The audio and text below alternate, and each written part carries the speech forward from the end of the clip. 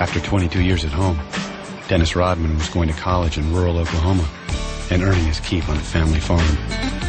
Right before you go to school, 5:30, got to go to school at 9. Come back home, got to go to work.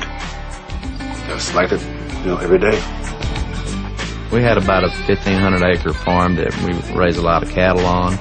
We just kind of told him, if you stay here, you're going to get treated just like the rest of the guys around here. There's chores to do, baling hay, hauling the hay, putting it in the barn. They taught me more about life than anything. About living the hard life, getting up in the morning, 5:30, going to plow, going to get the cows up, going doing this, doing that. While you're actually working. And I think that the values they taught me carried on to the game of basketball.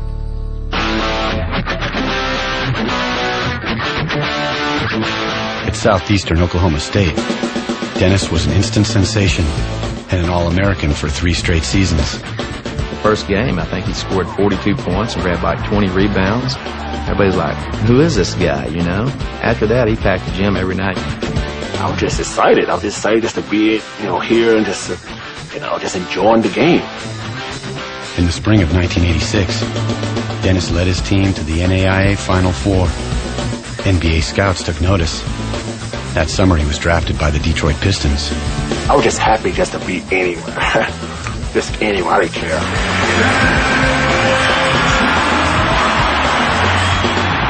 I just said, okay, now it's time for me to go to work. And just fortunate that it was Detroit and the people there took me in.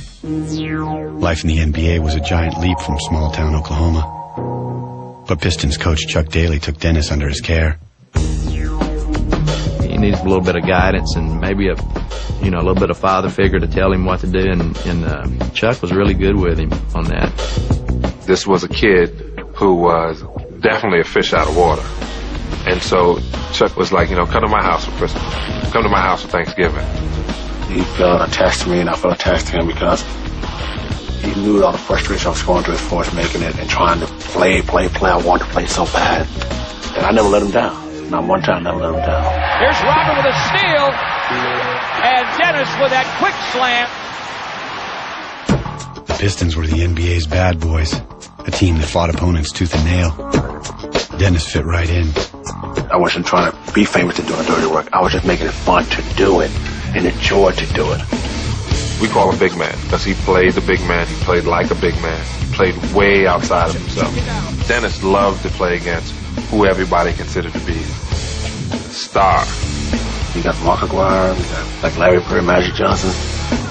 All those guys that were so great, so good. I just wanted to see if I could stop these guys. Dennis did just that. By 1990, he was an all-star and a defensive stopper as the Pistons won their 2nd straight title. He felt like he'd found a home. I just looked at those guys like, hey, these are my brothers, that they look over me, they look after me, they take care of me, so I got to give something back. And the things I was giving back to is my heart and soul and my love for the game. He really loved that team. He really loved Detroit, period. The NBA's Defensive Player of the Year, Dennis Rodman.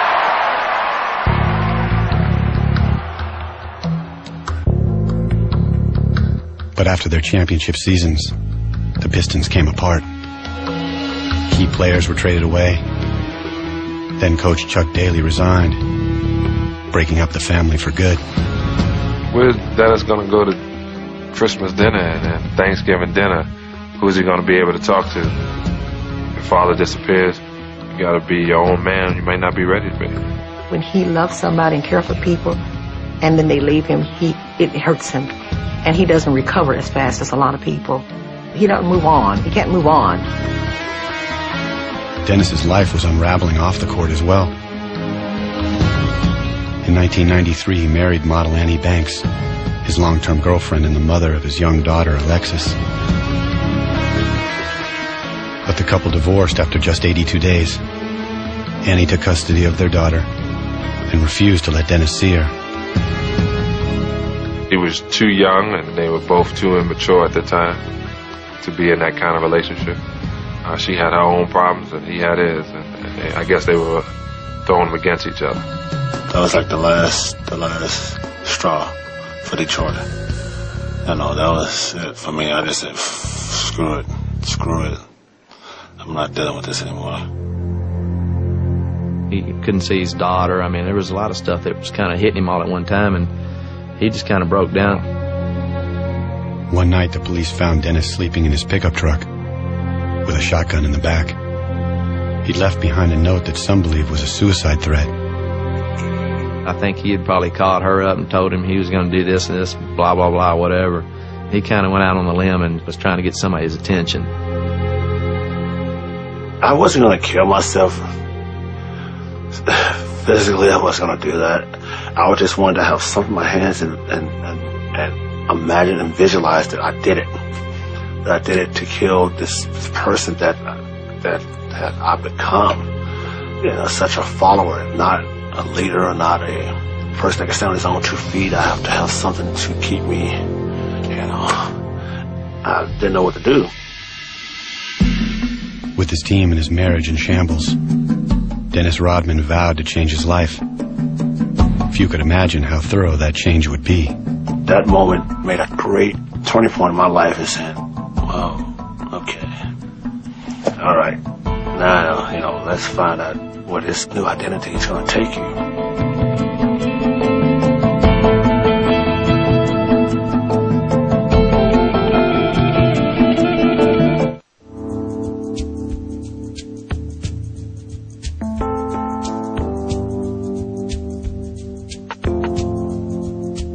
After 7 seasons with the Dtrot Pistons, Dennis Rodman's life was in tatters.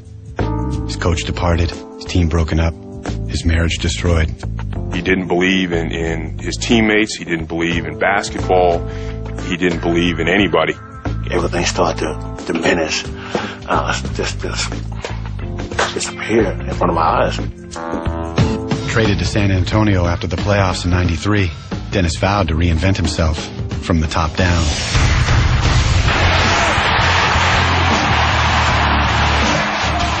He'd gone through a really traumatic, emotional time. And that summer when he got traded to the San Antonio Spurs, he saw the movie Demolition Man. And that is why he dyed his hair originally blonde. I went and got my hair dyed, and that's when my life changed completely. We end up rooming together, still got the blonde hair, and jokingly, I said, you know, why don't you dye it green? And the next day he shows up with a green. After that, I started to dye my hair different colors, and all of a sudden, kids all over Texas, color hair everywhere. Every game, people came to look at my hair. They came to see what's different about me. Then I started getting piercings, I started getting tattoos. The more extravagant he was, you know, the more of an entertainer he became, and the more the people loved him. He went completely ballistic in San Antonio. He shocked those people out of their boots. No one in basketball looked anything like Dennis. No one played like him either. I went through every day, every game, performing the way, you know, like it was no tomorrow. He was like a cartoon character who happened to be the greatest rebounder the game's ever seen. A lot of it had to do with, you know, his childhood and him wanting to become a superhero, you know, and wanting to be a Superman and have a coat of armor where no one could ever hurt Dennis again. I wasn't trying to teach kids any bad that I used. You know, I was just doing things that I wanted to do as a kid. Dennis was living out his fantasies off the court as well. Madonna had been at one of the games that we're watching the tape on, and she said, one guy that I really would be interested in is Dennis Rodman. And we looked at each other and said, okay, we got to make this happen. She was a free spirit, go-getter. Don't give a damn what you think about me, and pretty much that's what I was. Dennis loved putting people at edge. So since you're going to stare at him anyway, he's going to give you something to look at. But Dennis's flamboyant lifestyle clashed with San Antonio's cultural climate and the religious values espoused by the team's top star, David Robinson. I was the devil, he was God, he was Jesus, and I was, you know. So people said, well, you know, he's not going to fit in. And they try to talk to me and tell me to go to church and give me my Bible. I'm like, no, I'm going to do my